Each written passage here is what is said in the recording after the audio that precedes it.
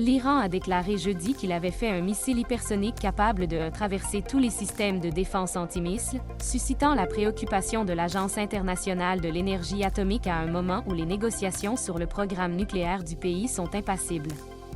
Lire aussi, comment l'Iran obtient ses moteurs de drones BRP.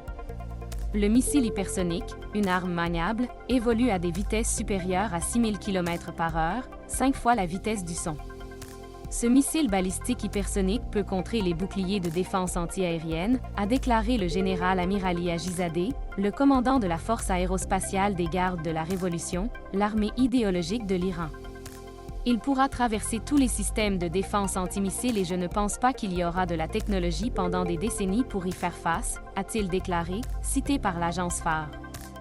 Selon le général Hajizadeh, ce missile qui cible les systèmes antimissiles ennemis représente un saut de grande génération dans ce domaine.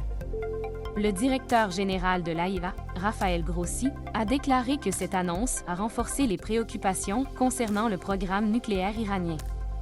Le cœur de notre travail est nucléaire, mais bien sûr, rien ne peut être pris isolément. Nous voyons tout ce qui renforce les préoccupations, renforce l'attention du public concernant le programme nucléaire iranien, a déclaré Rafael Grossi à l'AFP lors d'une interview en marge de COP27 à Sharm el-Sheikh, en Égypte.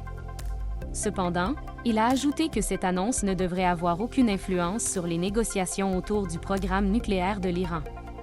Russie à l'avance. Contrairement aux missiles balistiques, les missiles hypersoniques volent à basse altitude dans l'atmosphère et sont maniables, ce qui rend leur trajectoire difficile à prévoir et leur interception difficile. La Russie, la Corée du Nord et les États-Unis avaient annoncé en 2021 qu'elles avaient essayé des missiles hypersoniques, redouvant aux craintes d'une nouvelle course aux armements. Mais c'est la Russie qui a pris une longueur d'avance, annonçant en mars qu'elle avait utilisé des missiles hypersoniques Kinjal en Ukraine, quelques semaines après l'invasion le 24 février. La Chine a plusieurs projets, qui semblent directement inspirés par les programmes russes, selon une étude du Congress Research Center. L'annonce iranienne se produit alors que les Occidentaux tenaient depuis plus d'un an pour relancer le JCPOA. L'accord nucléaire s'est conclu en 2015 entre les grandes puissances et Téhéran.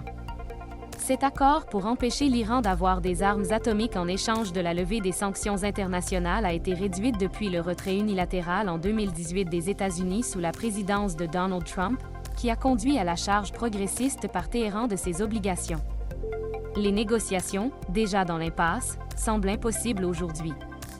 Le 5 novembre, l'Iran a également annoncé qu'il avait testé une fusée avec un succès capable de transporter des satellites dans l'espace. Les gouvernements occidentaux craignent que les systèmes de lancement des satellites intègrent des technologies interchangeables à celles utilisées dans des missiles balistiques capables de livrer une ogive nucléaire, ce que l'Iran a toujours nié vouloir construire. Téhéran insiste sur le fait que son programme spatial est uniquement à des fins civiles et de défense et ne viole pas l'accord de 2015 ou tout autre accord international. Avertissement à l'Arabie saoudite. Alors que l'Iran et la Russie, tous deux frappés par les sanctions occidentales, ont réuni ces derniers mois, Téhéran avait reconnu le 5 novembre qu'ils avaient livré des drones à la Russie, mais avant la guerre en Ukraine.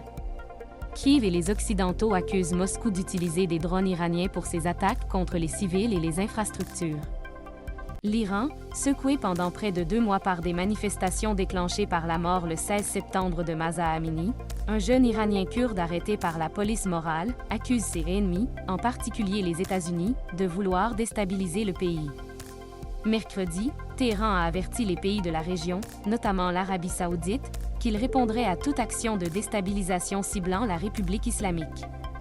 Je voudrais dire à l'Arabie saoudite que notre destin et celui d'autres pays de la région sont liés les uns aux autres à cause de notre quartier, a déclaré le ministre iranien du renseignement Khatib, cité par le site de Khamenei-Eri. Pour l'Iran, toute instabilité dans les pays de la région est contagieuse, et toute instabilité en Iran peut être contagieuse pour les pays de la région, a-t-il déclaré.